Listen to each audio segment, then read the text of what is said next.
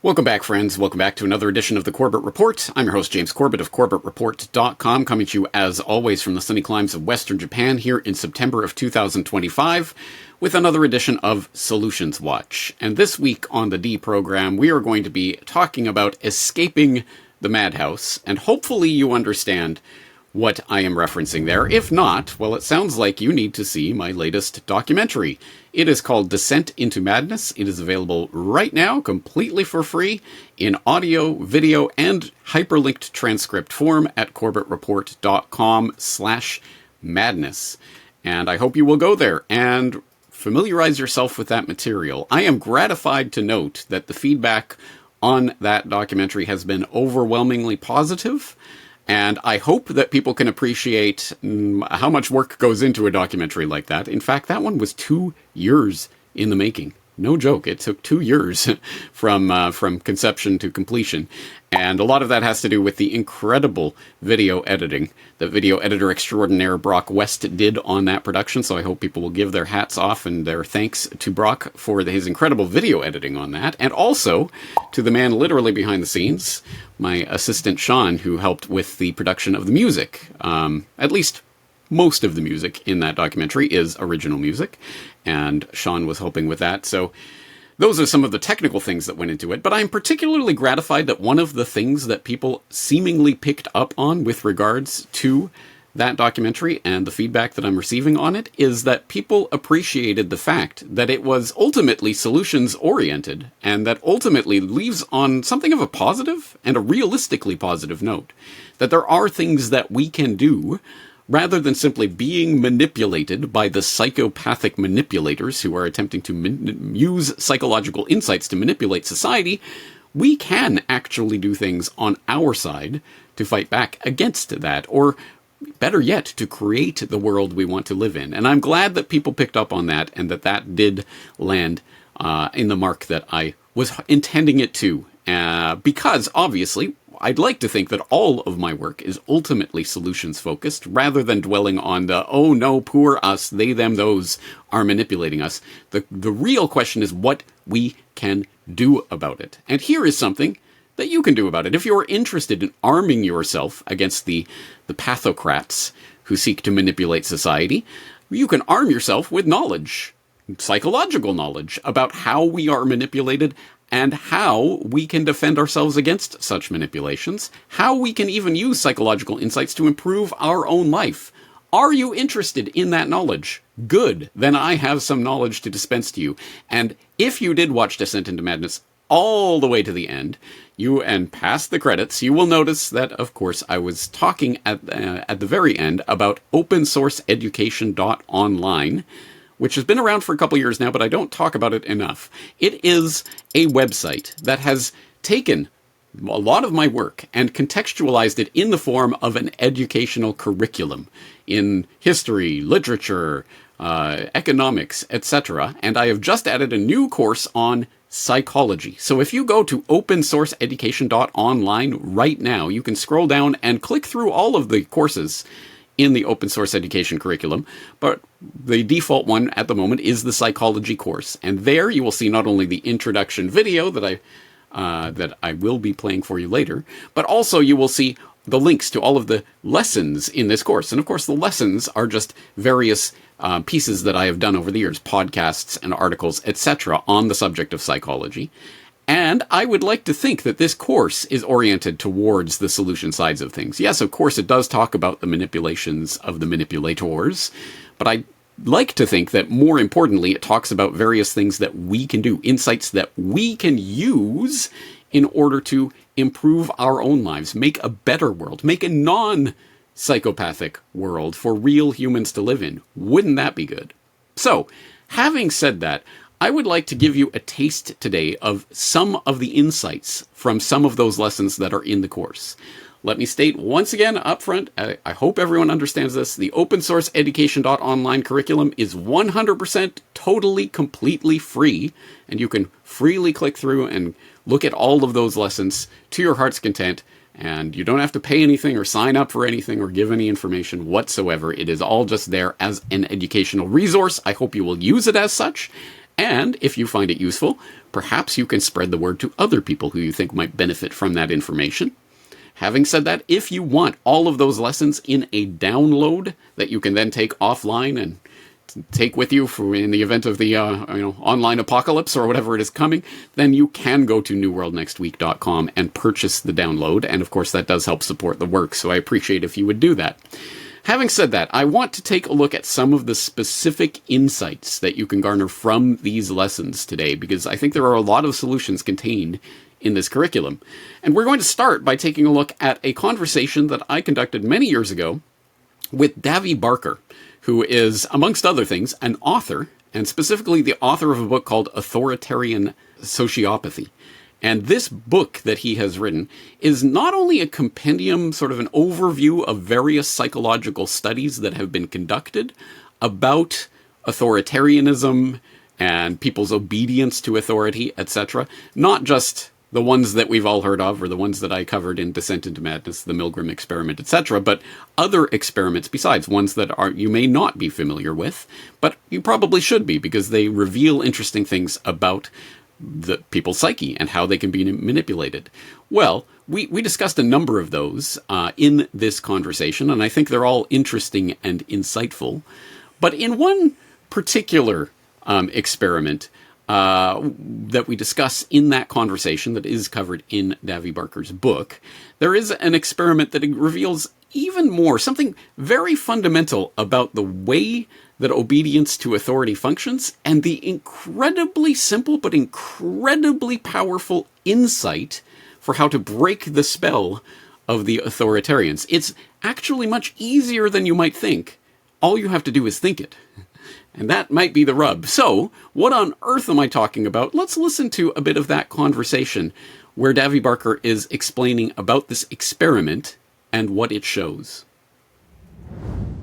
But the result is staggering for me. When I read this, I was amazed, because what they did in their final experiment was they separated the power group into two categories. And these are people self-identifying, I'm in the power group, people self-identifying, I'm in the subordinate group. And then they said to the people in the that self-identified as powerful people, tell me an example of a time in your life you were in a position of power and it was legitimate. And then the other group says, tell me a story about a time in your life when you were in a position of power that you felt was illegitimate. Right? So these are people self-selected as the power group, but talking about a time that their power was illegitimate, and they have the opposite reaction of the rest of the power group. They become self-critical and tolerant of others, while the legitimate power group is tolerant of themselves and takes leniency and breaks rules, but is draconian toward others.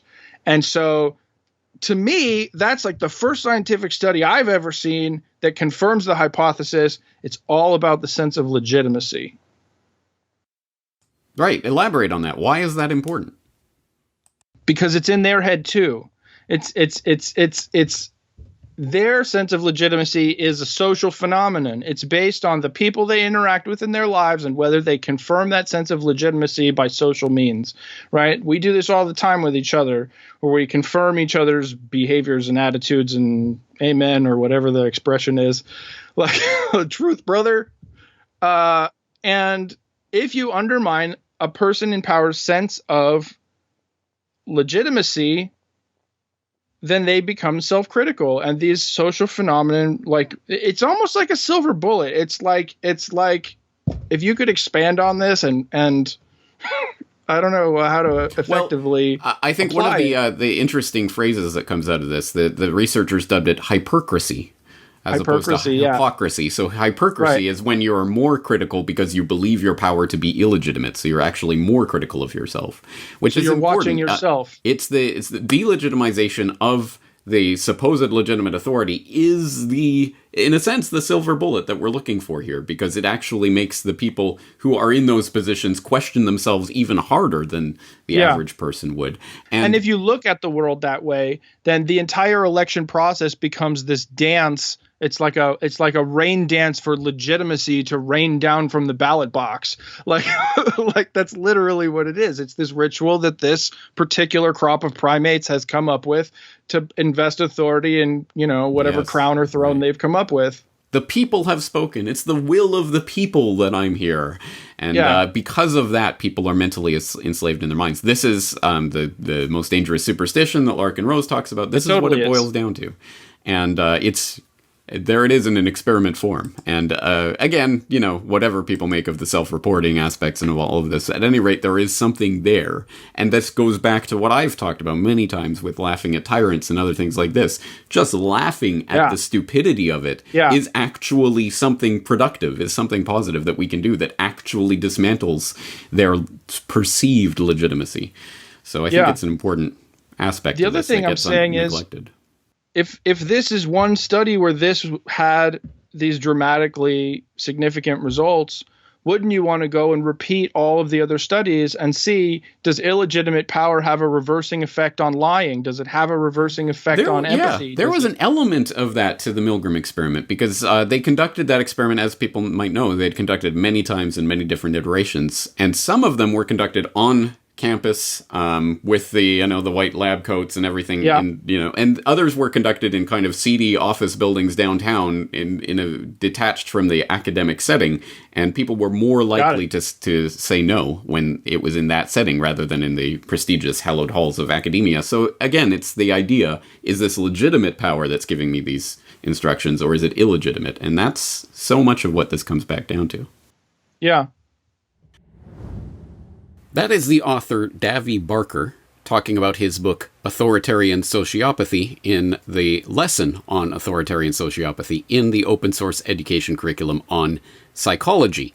Would you like to know more about that specific experiment that we were discussing and its conclusions? Would you like to know more about the context of that conversation, including Davy Barker's own proposal for an experiment which will more thoroughly and more to the point, get to the underlying point of these types of studies and really examine the extent to which people's compliance with authority is based on their belief in the legitimacy of that authority?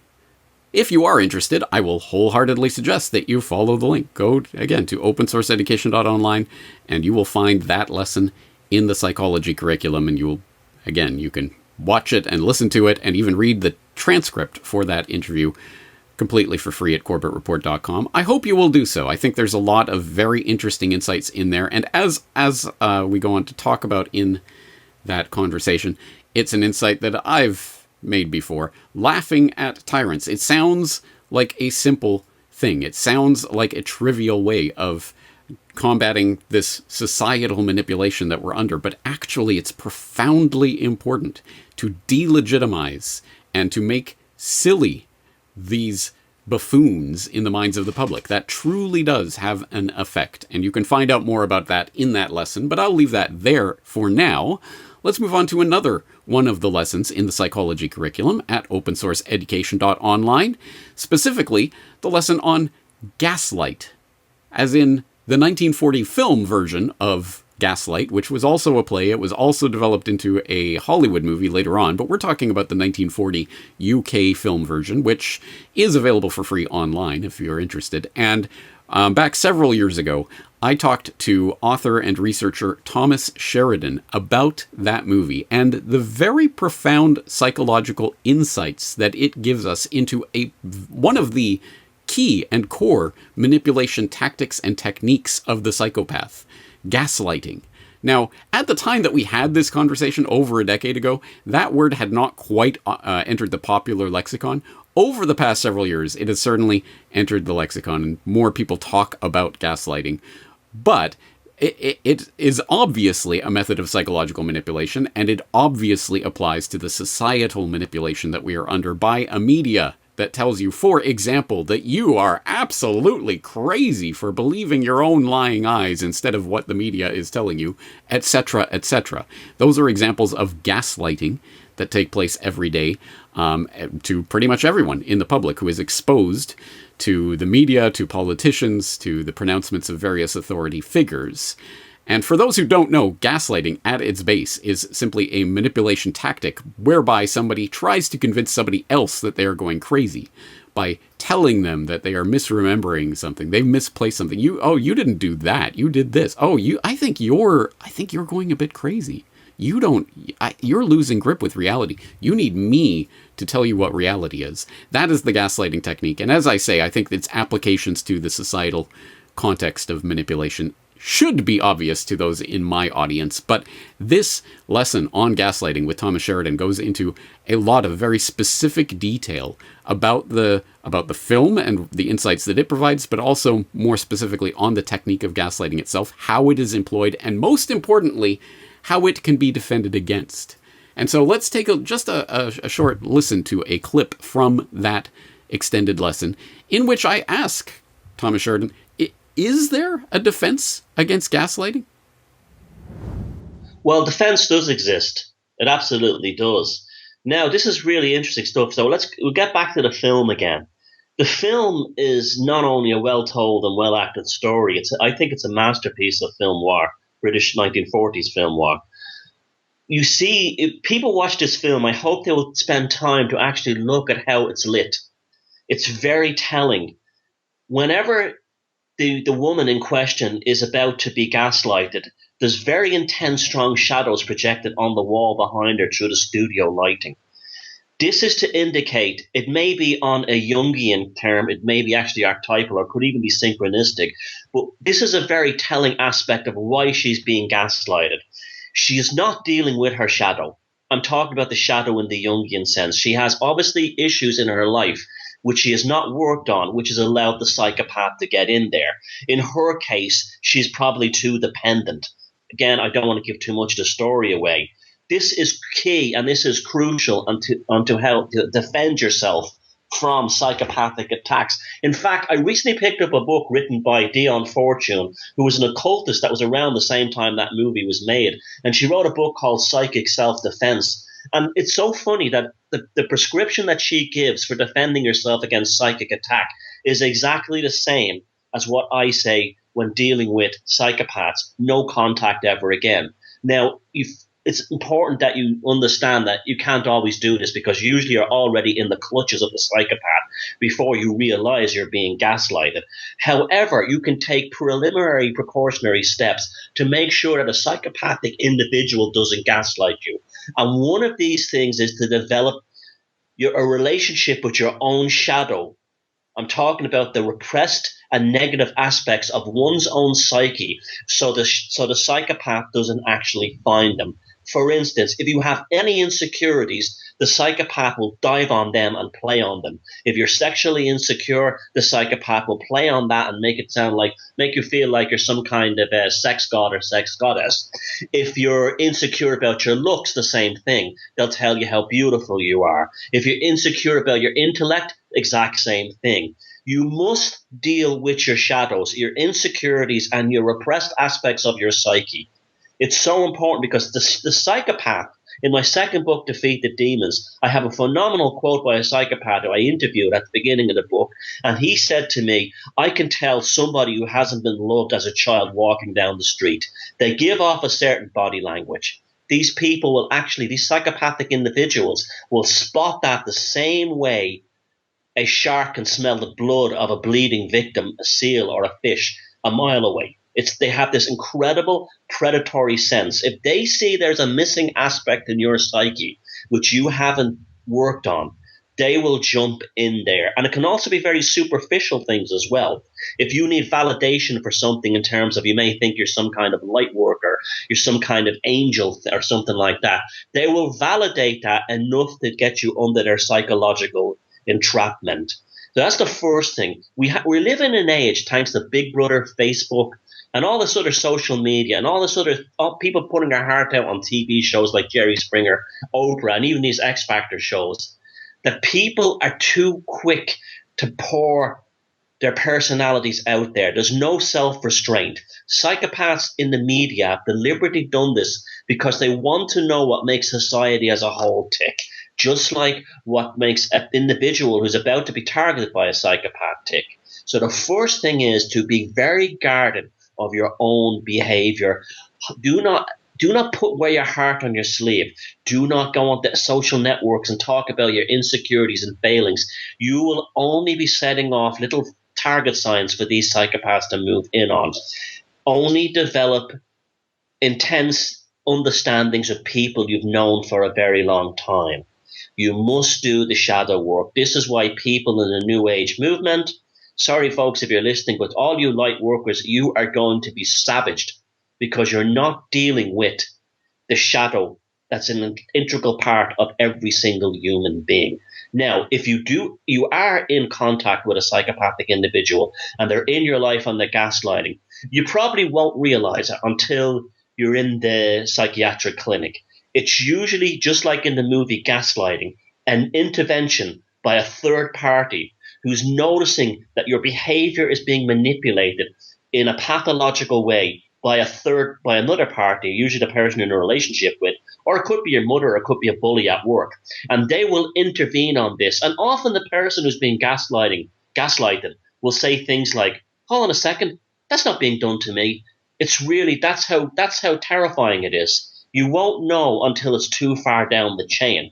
They're literally rewiring your neurology. They really are. That's what's actually happening. And they're making, what you'll notice even in the film Gaslighting, there's a sense of relief every so often, where she's given a sense of relief. This is a dopamine rush which happens in the prefrontal cortex, and the target constantly seeks that dopamine fix. So they will do anything the psychopath tells them. So you must, first of all, do not make yourself a target by putting all your insecurities out there for the world to see, because a psychopath will dive in on them. And secondly, if you have been targeted and someone intervenes, listen to what that third party is saying to you. The psychopath will try to turn around and say the other side is actually gaslighting you. This is what cults do. Cult leaders, when somebody comes in, like a family member or a friend, tries to explain to the cult members, look, this is what's being done to you. The cult leader turns that around and tries to make out that the cult or the group, the family, is being attacked by this person who's actually trying to help.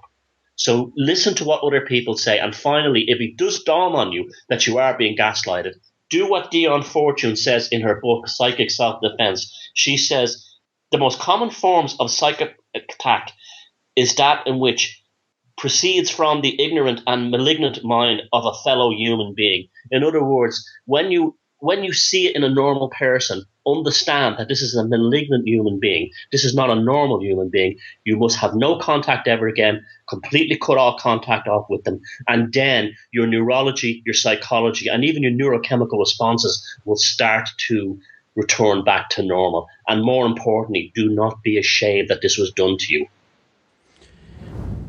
Once again, that is author and researcher Thomas Sheridan dispensing some interesting and informative insights into the phenomenon of gaslighting and how people can protect themselves against would-be gaslighters, or to completely detach themselves from the would-be gaslighters if possible.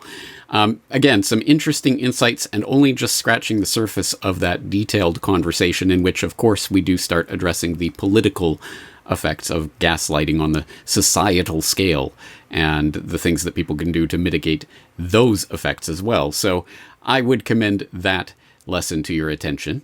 But let's move on. There's still plenty more, and we're only going to scratch the surface of these lessons today. But I think it's important to take a look. We've looked at some very big and broad phenomenon. Let's look at a very specific problem that I know nobody in the Corbett Report audience has this problem, or at least according to the type of feedback that generally gets left in the comment section. This doesn't affect anyone in the Corbett Report comments, of course, but it absolutely affects people that you know. I'm talking about smartphone addiction. Of course, you know, when you go outside, everyone is buried in their phone at all times, to the point where some people are walking around walking into objects. They are so preoccupied with what is on their screen. We all know about this phenomenon, and although no one will admit to it, it does affect everyone. Everyone who is watching this on a screen right now, you are buried in a screen, in case you hadn't noticed. So, it is an important problem, and it is a genuinely real concern, a growing concern, obviously. How do we control our devices so that they do not control us. And that was the subject of a conversation that I had with a clinical researcher, a psychological researcher / professor emeritus, Dr. Larry Rosen, several years ago, actually in the wake of the Pokemon Go phenomenon, when that was first coming to light and first starting its craze, and you started to see these zombified people running around chasing Pokeballs or whatever it is that people do in that game. I don't know. But it was in the wake of that phenomenon that Larry Rosen wrote an article about smartphone addiction and the way it was playing out in society, and I had a conversation with him about that. So this lesson explores that question of smartphone addiction in particular, or device addiction in general. And I asked, in the course of that lesson, I asked Dr. Rosen to talk about whether it is possible, and if so, how do we take control back of our devices so that they do not control us? Well, that's, I think, the important thing. Right now, I think the technology is controlling us. And I think we have to look at ourselves and admit that. And once you've admitted technology is taking control of your life, then the issue is, how do you then take back control? And I do want to say that we didn't get here quickly. This is not something that happened overnight. This is something that happened slowly over a period of years, maybe even decades.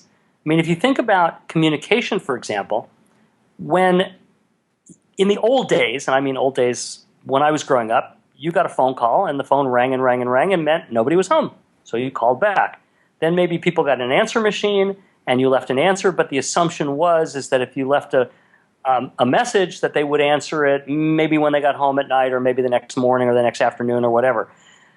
All of a sudden, now you could call in for your messages on the phone, and people had expectations that you should answer it a little more quickly. And then you got email, and ding, you got mail, and now the expectation was you were going to answer very quickly. And then you got text messages, and then you got and what we've seen is it's spiraled out of control, such that we literally now feel that we must respond immediately to any message on any modality. And I can tell you how difficult it is to not do that, and I can give you an exercise to try. Put your phone to the side, and the next time your phone beeps, don't look at it, don't touch it, don't go near it, and wait for 5 minutes. That 5 minutes will seem like a decade because we don't know how to do that anymore. So one of the solutions is, since we didn't get here quickly, let's not expect to bow out quickly. Let's expect to back out slowly. And I don't want you to back out from technology completely, because quite honestly, I love technology. It's wonderful. It has great things to offer. I just don't want you driven by the technology. I want you to drive it yourself. So one of the ways is something that's very simple. I call it a technology break, or a tech break. And what you do is, imagine the typical person who has, I'm sitting in front of my laptop and my phone's right next to me. So I'm a typical person. What I would do is say, okay, I have 1 minute to check any websites on my screen, any websites on my phone, then shut down the websites on my screen, which means I would have to shut down my email, I'd have to shut down my Facebook, any website that would give you notifications. So I'd have to shut them all down, basically, because I have Twitter, I have Facebook, I have email, I have all these that constantly ping me during the day. So shut them all down. Don't minimize them, because if you minimize them, they're sitting there looking at you and reminding you and alerting you without alerting you. Take your phone, turn it on silent, set an alarm for 15 minutes, turn it upside down, but put it right in front of your face. The reason you put it in front of your face is it acts as a stimulus to your brain that says, don't worry, you'll get to me in however many minutes I set it for. I recommend that, since our research shows that people check in about every 15 minutes, that you start by setting it for 15 minutes. Let's make it simple. When the alarm goes off, you give yourself 1 minute, you check everything again, close everything down again, 15 minutes, on, off. Once you get to the point where 15 minutes is easy, and you know, by the way, it's easy because the alarm will go off and you'll go, wait, I'm still in the middle of something, I need to keep writing, or I need to keep reading, or I need to keep doing this email before I check. Once you get to that point, 20 minutes, maybe 25, maybe 30. I think if most people can get to 30 and have a minute to check in at the beginning, 30 minutes of focus attention time, a minute to check in, 30 minutes of focus, that you're doing great. And it works, and what it does is it basically eases you back off slowly. The one caveat is you have to tell everybody else in your universe that you're doing this. Because if you don't, you're going to start getting very angry texts. Are you mad at me? I texted you 2 minutes ago and you didn't respond. I liked your thing on Facebook and you didn't comment. What's wrong? Are you okay? So you get these comments that because people have gotten used to you being Pavlov's dog. And so you have to back off, and you have to let everybody know you're backing off. Once again, that was Dr. Larry Rosen talking about practical advice for controlling your devices so they do not control you, and there was more information in that lesson generally, so I will once again commend the lesson to your attention. Let's continue to roll on. There are more insights into psychology to be gained from these lessons at the Open Source Education curriculum on psychology, including a very important, I think, presentation from Solutions Watch called The Bystander Effect. I recently reposted that to my recently revivified GooTube channel, so you may have seen it in the recent past, but if not, I strongly suggest that you take a look at that presentation. It is highly relevant to the subject of psychological manipulation, and more importantly, solutions to those manipulations, specifically in the context of the bystander effect, as in the ways that people respond, specifically in emergency situations, is I think where this ultimately comes from, this insight. But I think more generally, to situations generally, people will follow other people's leads in various ways, and it's shown time and time again, as I stressed in Dissent Into Madness, one of the key insights about the Milgram experiments, not the Milgram experiment, the Milgram experiments, is that when it was run in such a way that people could see a model of disobedience, they were more likely to disobey themselves, disobey the authority figures themselves. Similarly, as I talk about in this bystander effect episode of Solutions Watch, that also holds true, for example, in the Asch conformity experiment, where you can see people who, when every other person in the room is saying that, line B is shorter than line A, or whatever flagrant unreality they are expected to say, then that person too, even though they know it to be wrong, will be more likely to say that answer. But if there is even one other person in the group who admits the blatant reality that line B is shorter than line A, or whatever it is, then that person, that real person in the experiment, will be more likely to stick to the truth as well. So again, people follow models, and especially in crisis and emergency situations, they will follow what other people are doing. If everyone else is ignoring something, they will ignore it. And if somebody else responds, they will be more likely to respond. How can we use that insight in various ways? Well, I present several ideas and examples and specific things that you can do in that episode, and I've already received some feedback from someone who saw that recent repost of that Solutions Watch and said that it affected a specific incident that he was involved in the very next day, and he consciously was thinking about that edition of Solutions Watch, and ultimately ended up helping to form a group to actually respond to an emergency incident. I will have more to say about that specific feedback in my Solutions Watch Year in Review at the end of the year that I do every year. But anyway, it is an important thing that people pay attention to this information. So I really do suggest the entire lesson. I think it is an important lesson. But let's just take a look at the very, very end of the lesson, where I play the leadership lesson from Dancing Man video, which you may have seen before, but I think it is a perfect and wonderful, totally immediately, visually, intuitively understandable presentation of this phenomenon, and how, with a little bit of thinking, we could apply this in our everyday lives to form greater movements of people doing things, hopefully, more productive than simply dancing. But this is an example that you can see happening in real time. I think it's a wonderful example, so keep this in your info arsenal to show to other people. But here, let's take a look at this clip from the bystander effect lesson from the psychology curriculum. If you've learned a lot about leadership and making a movement, then let's watch a movement happen start to finish in under 3 minutes and dissect some lessons. First, of course, a leader needs the guts to stand alone and look ridiculous. But what he's doing is so simple, it's almost instructional. This is key. You must be easy to follow. Now here comes the first follower with a crucial role. He publicly shows everyone else how to follow. Notice how the leader embraces him as an equal. So it's not about the leader anymore. It's about them, plural. Notice how he's calling to his friends to join in. See, it takes guts to be a first follower. You stand out and you brave ridicule yourself. Being a first follower is an underappreciated form of leadership. The first follower transforms a lone nut into a leader. If the leader is the flint, the first follower is the spark that really makes the fire. Now here's the second follower. This is a turning point. It's proof the first has done well. Now it's not a lone nut and it's not two nuts. 3 is a crowd and a crowd is news. A movement must be public. Make sure outsiders see more than just the leader. Everyone needs to see the followers because new followers emulate followers, not the leader. Now here come 2 more people, then 3 more immediately. Now we've got momentum. This is the tipping point, and now we have a movement. As more people jump in, it's no longer risky. If they were on the fence before, there's no reason not to join in now. They won't stand out, they won't be ridiculed, and they will be part of the in crowd if they hurry. And over the next minute you'll see the rest who prefer to stay part of the crowd, because eventually they'd be ridiculed for not joining.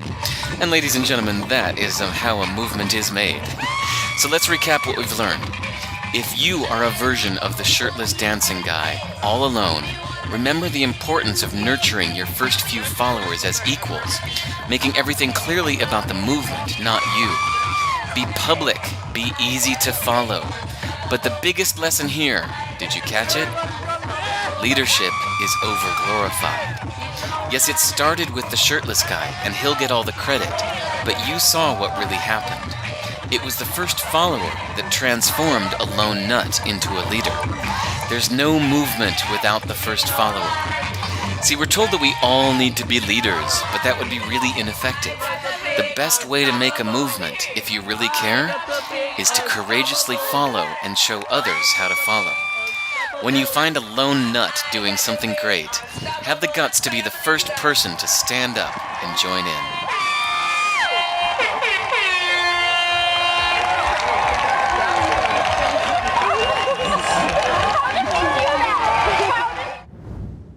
Once again, that was a clip from the lesson on the bystander effect that is included as part of the OpenSourceEducation.online curriculum on psychology. And I could go on and on and on, but I think we'll leave it there for today. I just wanted to bring this to your attention. If you are interested in psychological manipulation, but more importantly, what you can do to defend yourself against such manipulation, or how you can employ psychological tactics to actually start your own movement, or etc., to actually create a better world, then I think you will be interested in and benefit from this curriculum. And as I say, it is 100% totally freely available at OpenSourceEducation.online. No sign up, you don't have to give an email address or anything.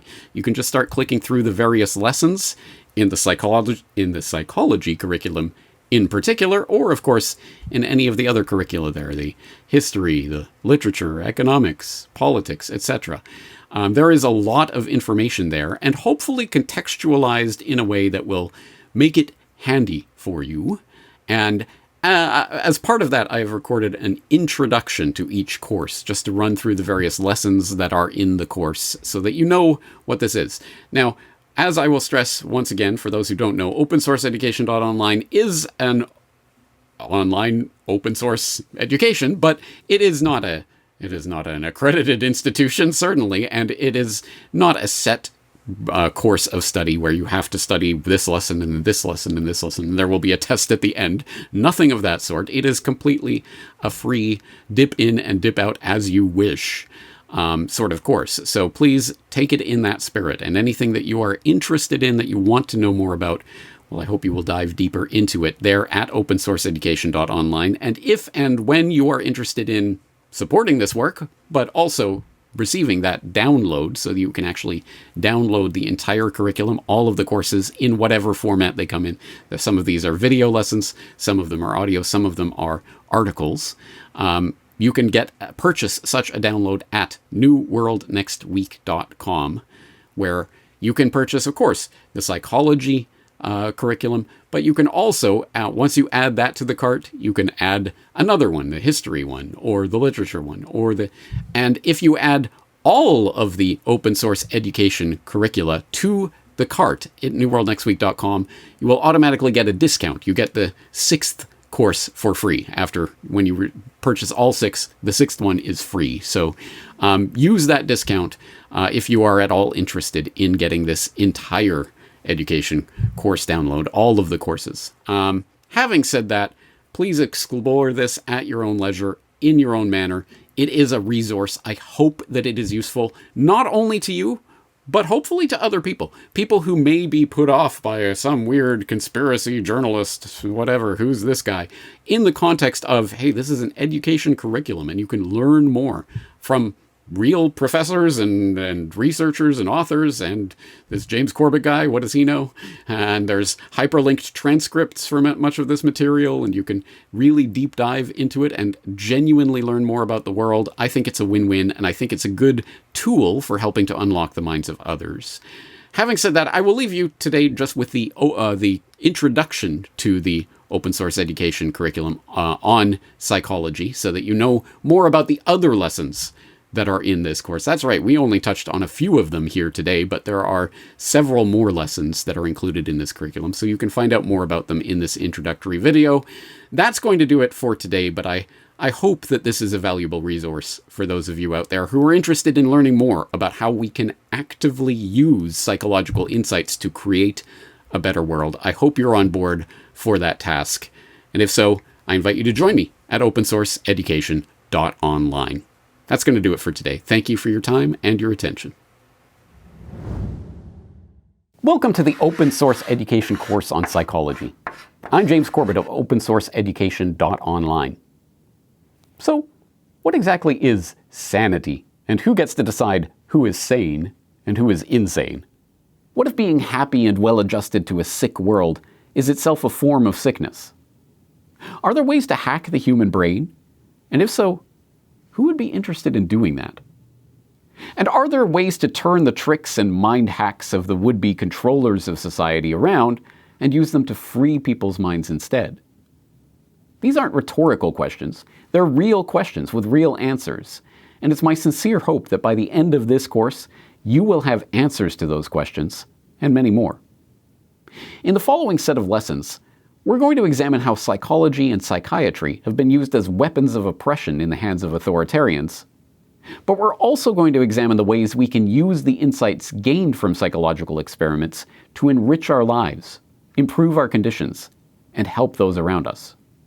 If you're ready for that exploration, you're invited to jump right in the deep end with Dissent Into Madness, the first lesson in this course.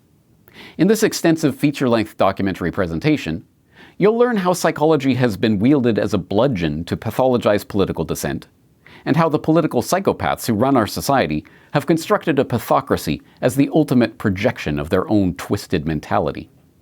But more importantly, you'll learn how we can use certain key psychological insights to begin dismantling these systems of control. Next, researcher, author, and artist Thomas Sheridan will join us for an exploration of Gaslight, the 20th century stage play turned movie that gave a name to one of the most important techniques of psychological manipulation of our era. In this lesson, you'll learn what gaslighting is, how it is used by politicians and propagandists to manipulate public opinion, and how to protect yourself against it. After that, we'll hear from author Davy Barker about his book on authoritarian sociopathy. We'll study the key psychological experiments of the last century and discover what they can teach us about the human psyche, learn how these insights have been weaponized by those seeking to exploit our weaknesses, and see how we can use these insights to spread the message of freedom. In our next lesson, we'll receive a lesson from dissident clinical psychologist Dr. Bruce Levine on resisting illegitimate authority. In this lesson, we'll hear from Dr. Levine about the nature of authority, why anti-authoritarianism has historically been pathologized by psychologists, and learn tips and tricks for how to effectively resist illegitimate authority. Next, we'll dive into a two-part deep dive on the most important battleground in the world, your brain. In the first article in this lesson, Your Brain is the Next Battle Space, you will learn how researchers have ruthlessly targeted their experimental victims, often in wildly unethical ways, to learn more about the brain, and how the insights gained from that research have been used by military experts to begin their information war in the premier battle space of the 21st century, the cognitive domain. And the second article of this lesson, The Battle for Your Brain is Already Underway, will teach us the cutting-edge technologies, from neural dust to neuromicrobial agents to neurograin skin patches, that are already being developed to win this literal war for your brain. And we will study the organizations and researchers who are working on these creepy devices. In our next lesson, You Are Being Gamed, you will learn how the research of B.F. Skinner was deployed by video game designers to create ever more addictive Skinner boxes, and you'll discover how the would-be social engineers are using these techniques to gamify society and manipulate the behavior of the masses. In our penultimate lesson, we'll hear from a practicing research psychologist on a problem of growing concern: smartphone addiction. In Larry Rosen Gives Practical Advice on Controlling Your Smartphone, we'll learn how to take back control of our lives from the devices that increasingly distract us. Finally, in The Bystander Effect, we'll study a well-known but underappreciated psychological phenomenon that causes people to become passive and disengaged during crises, and how we can use some simple but effective techniques to rouse those around us from their stupor, activate and empower the crowd, and get more of our friends and neighbors motivated to take action and engage in problem solving. Make no mistake, the subject of psychology, and more specifically, how psychology can be weaponized against the masses, is a dark one. There are many uncomfortable facts about humanity that must be confronted squarely if we want to gain a greater understanding of the world around us. But I hope you'll find that once you've worked your way through these lessons, you will not be left in a position of fear, but equipped with the insight to see through the techniques of psychological manipulation wielded by the tyrants, and empowered with the knowledge to begin freeing the minds of those around you who have yet to learn about these subjects. Are you ready? Great! See you in class.